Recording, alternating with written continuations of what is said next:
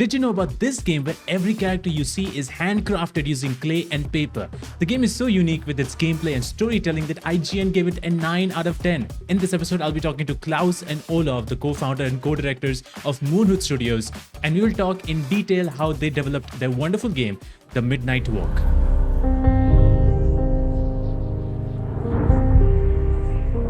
How do you feel getting this kind of attention for the game that you guys have made for the first time, like for this studio, and the reviews that you get to see? It's amazing to be frank. I mean, because we have been. I mean, it is a quite different game, and we're being very artistic with it, with all the models and the writing. Also, everything is quite odd and special to us, and it's very personal. So even to us, yeah. So we've tried to just really do our thing and not look back and just do something for ourselves. So it's really, of course, touching that people seem to get it and take it to heart, right, yeah. Klaus? Yeah, no, I think also, like you said, it's very personal to us because we're really just trying to go. Okay, let's just do something that we really want to do, and not think so much about what works right now, what doesn't work right now. And me and Olaf are quite synced about what we wanted to do, and we're very clear about what we wanted to start out with. And it just felt, but we weren't sure that anybody else was gonna get it or like it. It's like making a painting and not being sure if people will interpret it the same or bad or good or. But yeah, right, yeah. And some things we went quite weird with, and we're like, I wonder if this is gonna work, but it seems like really go home, so that's great, Yeah, we're not crazy after all. Yeah, it's cool to see how you guys have worked before in this game called Lost and Random. Both of you guys have worked on one of the 2021's best games. A lot of people loved it. What made you decide that it is time to create a studio, Moonhead, and work on a game like The Midnight Walk? Well, I started with Klaus. Yeah. So I had my company Zoink for many years, almost 20 years, and then that turned into something called Thunderful, which turned into like a pretty big organization that went to did an IPO, so it got out and got huge, basically, and it was like almost 400 people in there, and I turned into, from having an indie studio, I suddenly turned into like this kind of boss of 160 people just in Sweden over 4 studios, and I really I hated it, honestly. I really thought it was so uncreative. So I quit, and I thought, I'm just going to go home and become like an artist, and I'm just going to do art, and that's it. And I was happy with that also for a short while. And I've always been doing like clay sculptures at home. I've always been doing my own little weird creatures like that. Obviously, also always drawing and things, but this was a different way to get away from the computer. I could play with clay and relax with that. So when I came home, I started doing that, and then I realized, I can kind of 3D scan this pretty easily now. The 3D scanning was so easy; you could just do it with your phone. And I started doing that, and I was like, it'd be kind of cool to put this into. I actually put it into Unity first, but then we switched to Unreal later. But I started putting this little demo together, and I was showing all of the characters, and he got really excited about it. And so we started talking about a story together, and we started creating this universe together and thinking up all these ideas around it. And that was so tantalizing the first time when you came with Potboy, one of the first models ever made for the game. It's like, of all 700 plus models, Potboy is the very first, almost. Besides Crawler maybe, and you came. That's the one you see in the game, and no reiterations or changes. It's the original first try, and you showed me that, and the little flame out of his head, and immediately that starts so many thoughts about like, what does that mean for gameplay, like lighting fire and spreading light, and what does it mean? What does it symbolize? Fire is such an inherent, like such a primal symbol, such an important thing for mankind from the start of being able to cook to the warmth and stories we share around the fireplace, and you really want to do that justice, and of course the danger of fire as well, and how you can get carried away with fire, and it can consume also. So it's just a story that we found wrote itself when you start talking about it, because there's so much about fire in history, ancient texts that we took inspiration from also. And it was also easy because we pitched this quite early on to PlayStation and said to PlayStation, is that something you want to be part of? And I think they really liked the idea. It's such an easy story to tell about a studio when you have a story that's very simple, and this simple story is really this would be almost like I think I pitched it as this is the studio Leica or the Artman of video games that we're trying to create. So we're going to create everything in clay. We're already showing a lot of stuff here, and the pitch was easy to have because there's a really nice narrative to it.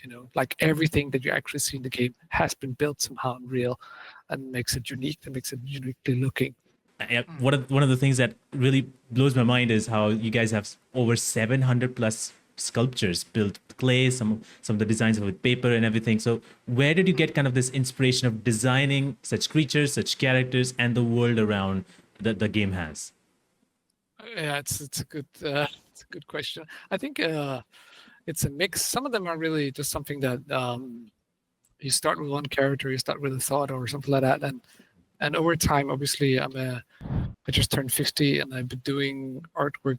I've been doing art all my life, and after a while, you sort of slowly start to find your own inspirations. At the beginning, of course, it was a lot of Tim Burton, but then there's like artists like Sean Tan, who's an amazing artist, and there's other. We had a kick-off movie night with Mad God. Mad God, we looked at, and you sort of slowly find your own tone of it, and it's hard to say where does this character come from. There's obviously a lot of inspiration from Studio Ghibli, so you mix that in. There's Alice in Wonderland classics, a lot of things like that, and Nordic adventures too, Nordic stories. And then Olof comes up with his stories that then we sort of start mixing them together. Sometimes it would be me having a character that I really like that I just created. And just like, what is this? This blob turns into that. And Olof comes in, it could be this, it could be that. And he comes up with some story that fits to it, Like, for instance, I mean, it is, because we wanted to be, we really wanted it to be like an inspiration for ourselves. Like we've been walking our own midnight walk, making this game and feeling burnt out from the last company and trying to regain our spark with this project. So it is a very personal, almost autobiographical game in some ways. but we for instance, I think a good example is the heads in Headville. You just, right. I mean, I think the inspiration was the little weird headlings in Spirited Away that are like, what are those? What if we could get? Where does it come from? Yeah. And like, and for me, I mean, I'm interested in meditation and consciousness and things like that. And so for me, it became like, so the bodies, and we started talking like, where are the bodies belonging to these heads? And the bodies have been banished because when they were together, the head and the body, the mind and the body didn't get along. So they started waging war against each other. But it's still not good that they're disconnected. And in the end, you try to bring them together again and find peace. Like the body and the mind can't work without it. It becomes almost like a spiritual, a really spirituality for dummies. Like how it can be two-sided, the sort of like the idea that the mind is much better. No, it's not that simple. You also need to befriend your body and and how it makes us hurt other people. Like I think when you think about this when you think about that, Olof, there's a lot of duality in it. There's also the darkness versus brightness, or which is the same with the body, without the body, or and the twins. Of course, there's always something with the two heads, soothsayer that we have in the game. So that always sort of somehow comes back. But and a lot of people ask us also, like for development styles, but didn't it take a lot longer time to do it this way? Right. Why don't you do it digitally instead? But for us, I mean, and I think in general, for the detail we wanted, it was a lot faster to actually build it in clay. Right. It's only the space that is an issue. We have to find more lockers, and luckily our locale is really big. It's an old hangar space. Yeah. Perfect. but it's also like when you make a digital model, you have to sort of put all the details in yourself. But reality, when you scan something that's real, there's unlimited of details into it. It's just how well you scan it, basically. If you can have sometimes some of the simplest models, for example, the clay daughters that are in one of the levels, there were models that I made. Honestly, it took me maybe an hour to make those clay models, because they're just like, just some ugly clay splashes they just put on. But once you see them in the game, that you can see that really handmade, that's the cool details from the roughness that you really wanted. Klaus and Olof, like both of you guys have any favorite sculptures that you like the most? I love the crawler that Klaus made very early on. It's that's the one you spoke of. So I just thought it was fitting to bring it up with the detail and everything. But this is like the one you this and Potboy, right? Those are, and then, but I also, I mean, I love some of the character designs that turned out really well. For example, or the grinners, we called it, the ones that opens up their face, because it was really, I came up with an idea of a mask, I think, that could open, and Olaf said, what if you paint that so there's face behind? I can't remember how it was, but we really collaborated on that, and it was super nice to see that we did almost a character design that worked out so well together in a way that so we became stronger that way. So that was super nice. And I get to voice this one for you. Yeah. So I made the noise acting for and also Potboy. Olaf does a lot of voice acting in the game actually. So that's very cool. Yeah. Before we jump into the rest of the episode, I just want to say that you can watch 20 extra minutes of this conversation if you become a member of this channel. You can also watch the extra content for each and every episode that there exists in Behind the Voice podcast. So consider becoming a member of the channel, and this helps the podcast and the channel a lot more. And now let's just jump back into the episode. Yeah, you definitely have done so much and given so much of these voices, which is also very interesting to me because I played a lot of horror games and I love horror games, and especially when indie horror games have been made, maybe sometimes it's not much more focused on giving a voice to the characters or giving a much more personality depth to the characters. But you guys have, at least in this game, every single character has something to say, even characters that has 3 or 4 words that they're saying, but there is a voice, there is something attached to it. Why was that important for you guys to make sure that that is included? Well, we've always been very story focused back in Zoic times too, and before I joined, Stick It to the Man that you worked on, Klaus, was all about the storytelling and meeting all these fun characters. And I think we're both very, very interested in personal stories, telling stories about characters, people that aren't like us, and it becomes very character driven. So it's continuing in the same vein, but in this game we wanted it to be. It might seem like a talkative game, but for us it is quite toned down. Yeah, quite a quiet game.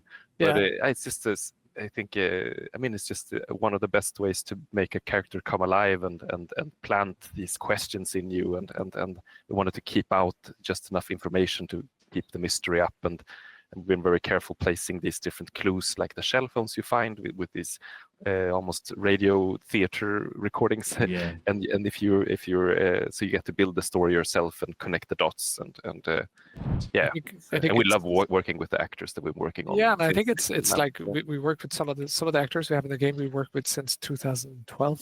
So we've been working on them. So, for example, Konsak, the narrator. Ty Kozak is the narrator. He's also a couple other characters in there. He was the narrator in Lost and Random. He was in Flipping Death. He was the main character in Stick It to the Man. And I think for me, it's like the way it started out was I'm more like one of my favorite games is, of course, Monkey Island. And Monkey Island is all about about character design and the characters talking and what they're saying to each other and so on.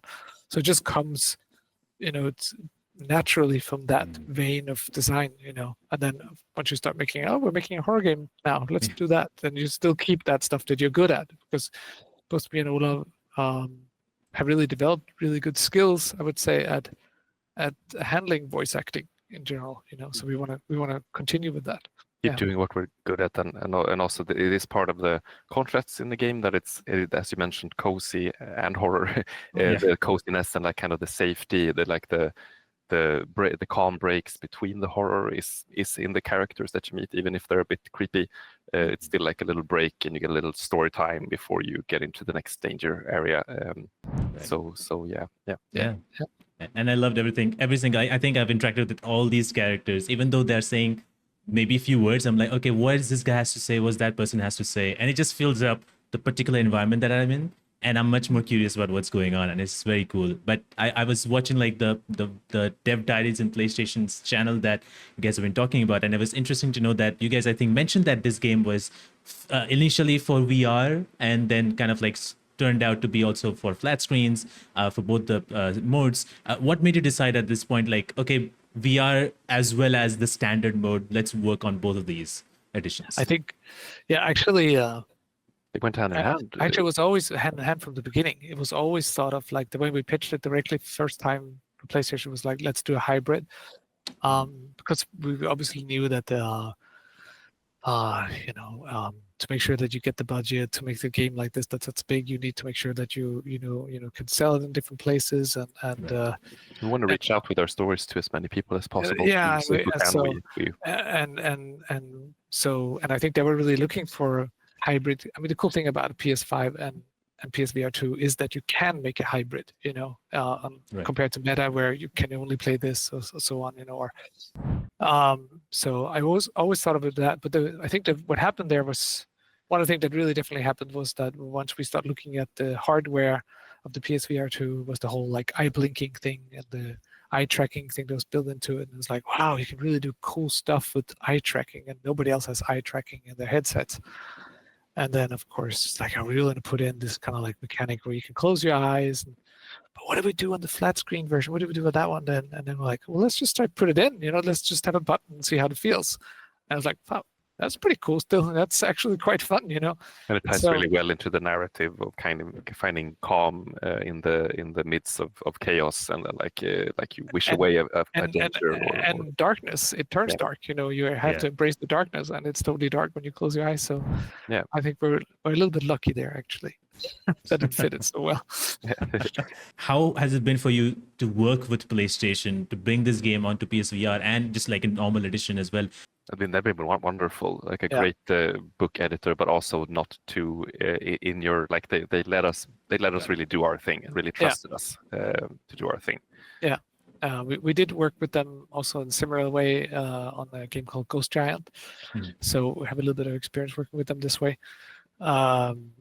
So yeah, no, I think they've been great, and then obviously super supportive of it. And I grew up with PlayStation as being the cool brand, So playing Wipeout when it came out in PlayStation 1, and so for me, it's always been like you're kind of working with the brand that you really want to work with. That's and I honestly, I really think that PlayStation always, and I'm a bit of a fanboy, of course, but games like Journey, for example,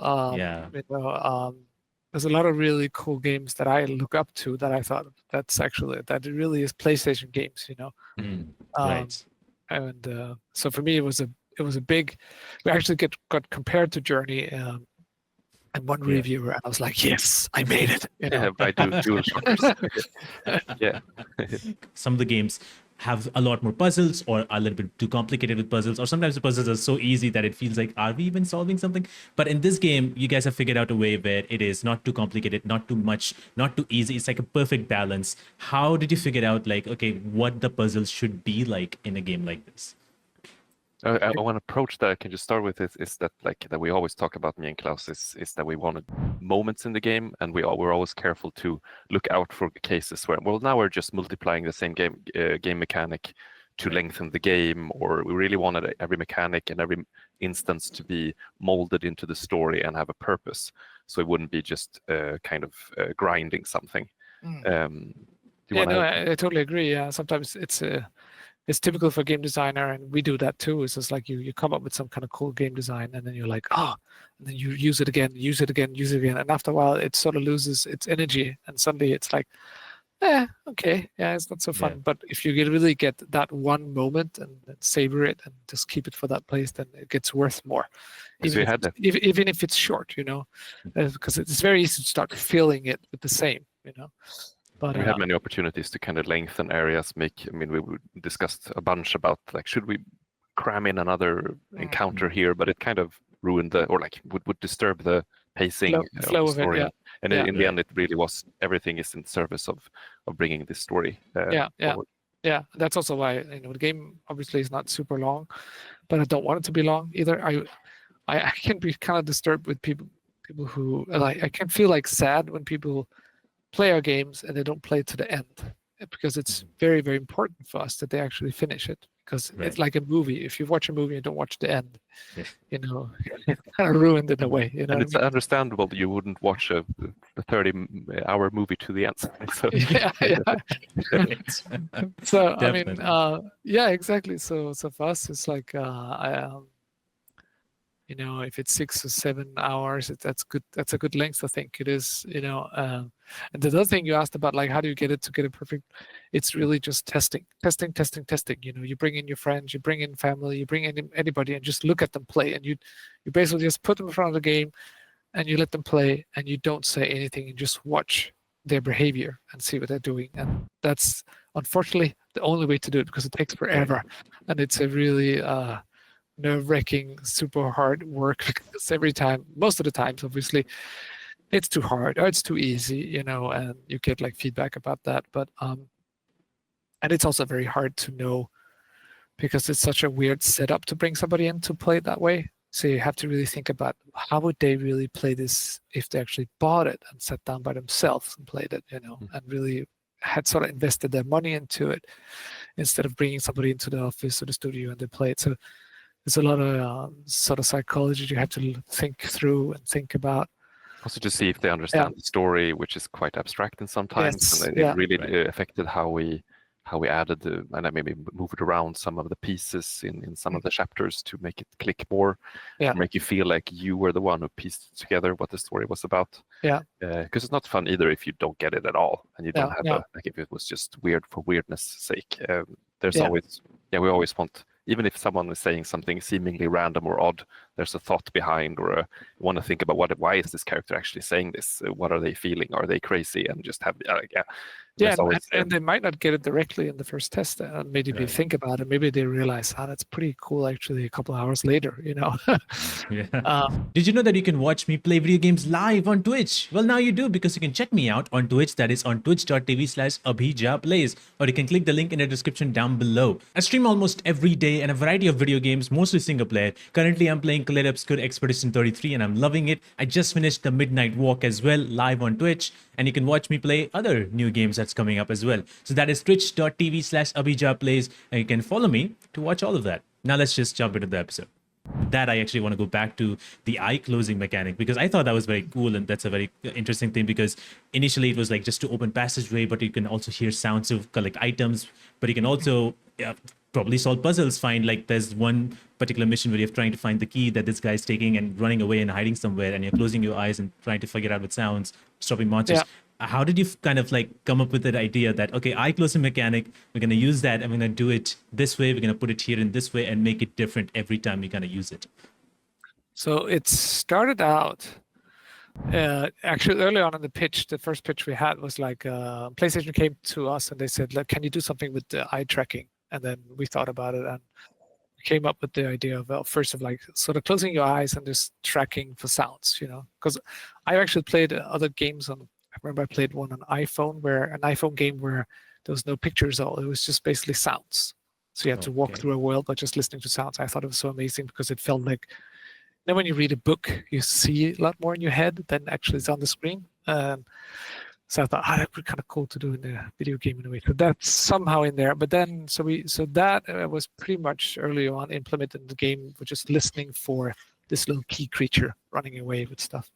And then one of our game designers, Martin, he was very smart about this. He said, well, what if you could like close your eyes and symbols and stuff would happen, so we start with that. And that's how the eye symbol came in, that just like transformed the world, And then we started playing more and more with that. And it was like, what if you just entirely move yourself, maybe it's like a portal almost system. So when you close your eyes, suddenly you're somewhere else, like in a dream in a way. And then from there on, one of the designers/programmers, Pontus, he took one of those eyes and just stuck it on a creature. What if I put this symbol on a creature? What happens with the creature then? So very organically, it sort of developed as we were developing the game. And I thought it was... There's just such a difference between a team like Lost in Random of 40 people, where it's so hard to like do fast changes like that. And here we were mostly have a team of 16 people as a core team. It's easy to just discuss an idea by the coffee machine that changes everything, and it's very organic like that. And they're very, all the team members are very strong, so they can sort of try things on their own. And it just feels like we're just like playing in a jazz band, and people are just jamming away with things and then trying things and keeping it open and not being scared to, no, we don't have time for that. Let's try it out, How important is it for you to make sure that story is something that you build up in such a way that lands with the people, and then probably build things around it. Like, is that something that you make sure that you focus on to make sure that it lands with players? Like, how do you approach that storytelling?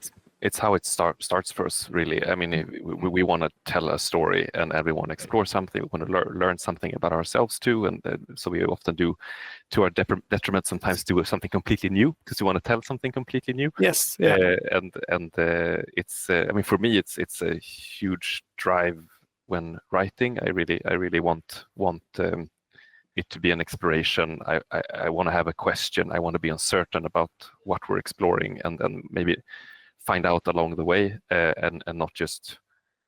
And then Klaus tells stories through his paintings. We both write and come up with the story together. But like Klaus, you with clay figurines, you've created most of the clay figurines, made a few, but they in themselves tell so many stories. Just see, I mean, I've seen streams where people just watch this little cat bus walk, or like this. Yeah. Bus with a lantern in front of it walking over a bridge, and I see people's reactions, and that's a story in itself. Like whatever people build up in their minds when they see that, that's a story, and that can be enough too. And so it's really everything for us. I would say this the beginning is at least. Yeah, I think then it's come the mechanics that we've yeah, fun. it's kind of like I think we're trying to just create a mood. It's about creating a mood. I think also like having the story and the art and the music, everything just like really nicely fit together. So you feel like it fits nicely together and feels like something you're inside a universe that you feel like you're that's unique, but feels like you're diving into. I mean, quite early on we talked about that we wanted it to be a journey, something that you just travel on. We talked about how we could just do something really simple, and that's how the midnight walk, turned out. That we just wanted to go, what if you just start walking on this road and we have no idea what's going to happen, and then you just get pulled into these stories on the way. And I think also, I think like you said, I mean, there's obviously the story about you and the burned one, but there's also like, I would say 3 or 4 unique stories on the road itself that we're trying to have different stories in there. And I like the idea that it's almost like a TV series. We're both really like Over the Garden Wall, and the way the Over the Garden Wall has like unique stories each episode in a way. And I like the idea that you would play one chapter every night in this game, and it feels like, oh, there's something new that happens to me and Potboy, That's lovely. Yeah. I think that's pretty cool to have all these different stories, because I initially thought like, okay, it's probably much more of a horror game that I played, but as I played it, I discovered all these stories which I felt so emotionally attached to. And then I even got more intrigued on, okay, what's going to happen next on this journey? Are we going to get, like, what kind of story are we going to get? Like, so it's much more interesting as I'm playing the game. And I think for a lot of people, that is what exactly has happened as well. And obviously, you guys wrote the story, you guys worked on the story so much, and you guys, tried to figure out what kind of gameplay you can attach. What, according to both of you, like, what has been the biggest challenge for both of you when it comes to the entire development of the game?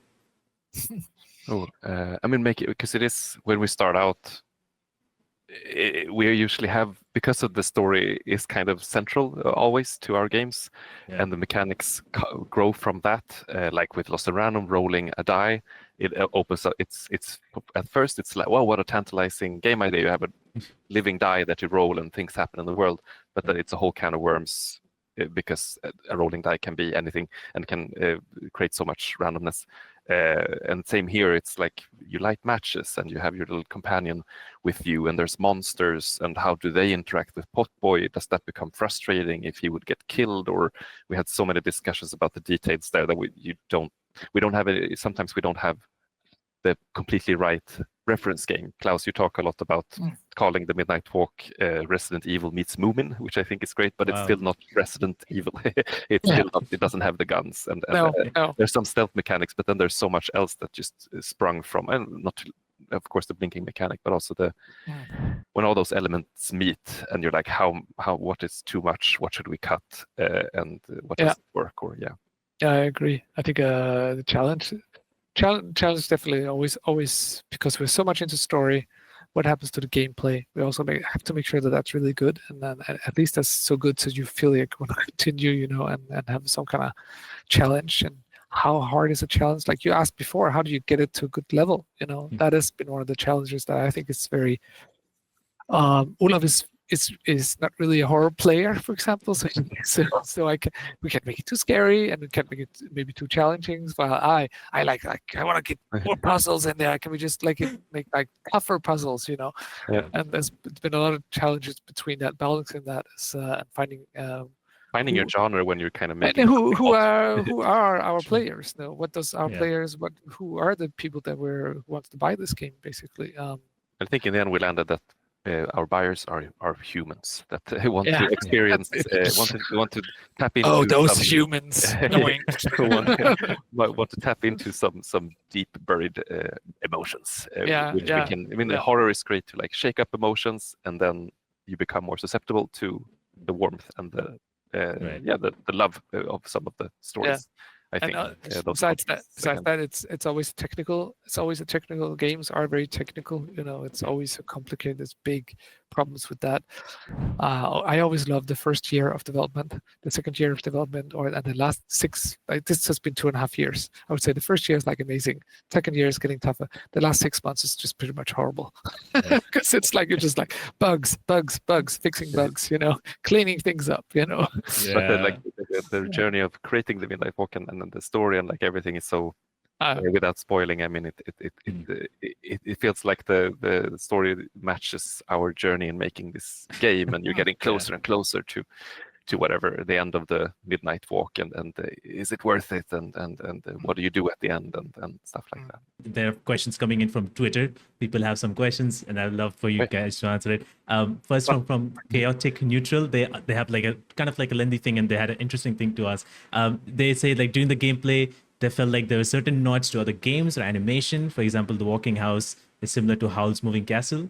The bug bus is like similar to the cat bus, and wardrobes are similar to Narnia. Like, are these coincidences? According to them, are these coincidences, or they're powerful, like just purposeful Easter eggs? I wouldn't say it's like thought of as Easter eggs. It's more like, I mean, obviously things that I loved. You know, I didn't really think of Narnia.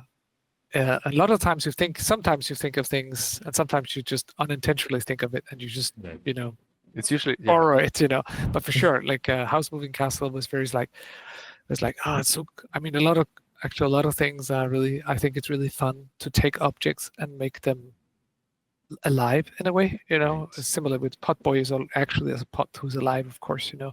So it's like, it's so cool to have a house. You put legs on it. We have a lot of different characters. A lot of houses in the game has actually legs on it. It is hard to see what like tell what is subconscious inspiration and what is just, because for instance, Housey Walking was just, you drew a house and you're like, would it be cool if a house was walking after you along the road, and you were more painting that picture and you weren't talking about House Moving Castle then. But then you find out, wait, we have this lantern creature who goes into Housey and lights up a fireplace in there, and it comes alive, and like, this is a lot like House Moving Castle. So like we don't know, it could be, but I think sometimes it's a zeitgeist, of course, in this. In these stories and I'm like, and then you feel sometimes you're like, oh, maybe we're copying it too much, and then you're like, fuck, I don't care, it's great. I want to have it in there, you know. But and then like the wardrobe, you go into these wardrobes that turn into these long corridors that teleport you to different parts of the world, and of course we've talked everything. I think someone mentions you come up with that, and then someone says it's like Narnia, and like it's like Narnia, and but it usually, it's hard to tell where inspiration begins and for sure, there's and definitely the cat boss was really like, no, I just want to have something, my own version of this in there. Next comes from Kitana Bayonetta. They ask, how long did it take for you guys to sculpt in clay and film in stop motion, and will there be figurines available? So a character, for example, can take anything from it could take a half a day to do it, depends if it's very sort of clay, smooshy, or up to like it could be a couple of days where you build it and super sculpty and paint it and do all it. And then there's a bit of scanning process, so 3D scanning process, and then from there it's actually not stop motion. It really is turned into a digital model and then rigged like a normal model, but we animate it so it looks like that. So I would say the quick answer is really from, a day to 3 to 4 days, depending on details of characters and so on. Yeah. I want to make a little shout out to Lucas Åsaborn, who is our main animator, who we visited the school, the game assembly, where he was was looking for internship, and he just cut through the crowds and like, hey, I need to work on your game, and it needs to be this style because you're making it in clay. And we're like, oh, maybe people might find it jarring, but he started working with us and convinced us that like the stop motion kind of stepped look was the way to go. Yeah, and figurines can't say yet, but we can for sure say that there is merch coming in this shapes. There you go.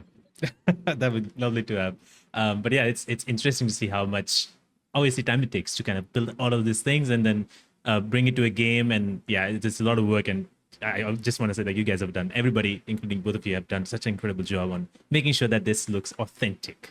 So yeah. Next comes from Leonard. They ask, what lessons did you learn from the game and what aspects of the games do you feel like you want to hone in or improve in the future? It's too early almost. That's the thinker. I'd say for me, it's I think I still wish we had. Well, the learnings are that I would say that no, I'm not sure. Actually, I always say I would like to have more time at the end to do like balancing of like sort of like the story, but also the like the pacing of everything. And I still feel like. I still think that it turned out pretty damn well. So I'm not sure. I want to say that like allow some things to be more dangerous and challenging. Allow the player to die once or twice. Like we could have been. We did a little bit too much handholding. Maybe so. Yeah, we want to. And like also something that we like the original idea of the game when we made the pitch. It was more kind of like a sandboxy kind of. Here's this area with this creature. You have these different like you have a match. You have these tools that you traps and things that you can use. Different ways to solve a situation. We wanted, I think, for future projects, we're happy with how it turned out. But for the future projects, we want to dive deeper into feeling like you're smart in solving a thing in your way, and I think that's just a different type of game. That's also that cuts into the same thing as saying it a little bit less handheld. There's not just one solution. There's a couple of different solutions to it and make you play around a little bit more with the mechanics, I would say. Makes sense. I would love to see that happen when that is possible. Next one from Just Simi. They ask, what's the biggest advice for young claymation artists and what should they start with first and what tools are best to use? So the weird thing about it is that I'm not really a claymation artist, I guess, but I can talk as a sculpture. Like what's more, I think for me, it's making sure, of course, that you have really important, I think, is to have the right clay. It's a bit like remember first time me and my brother bought a skateboard and we were like, the skateboard is not working. I don't know what's wrong with it, And I realized we were trying to do skateboard on like a gravel road with like a plastic skateboard that was made out of crap, And it's the same thing. It's just having the right tools. So I would say like make sure that you really, if you start out with doing clay sculptures, I prefer super sculpty. So super sculpty, gray version. Do it home.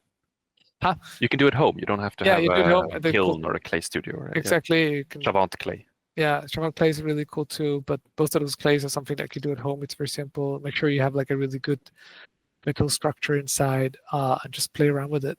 Maybe get a couple of metal tools too. Are very nice.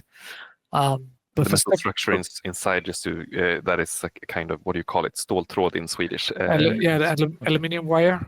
So it's actually aluminium wire that we then shape it, and then you put a bit of aluminum foil on top, and then you put the clay on top of that. So just there's some really cool videos out there on YouTube. So look at some of those, how to do things.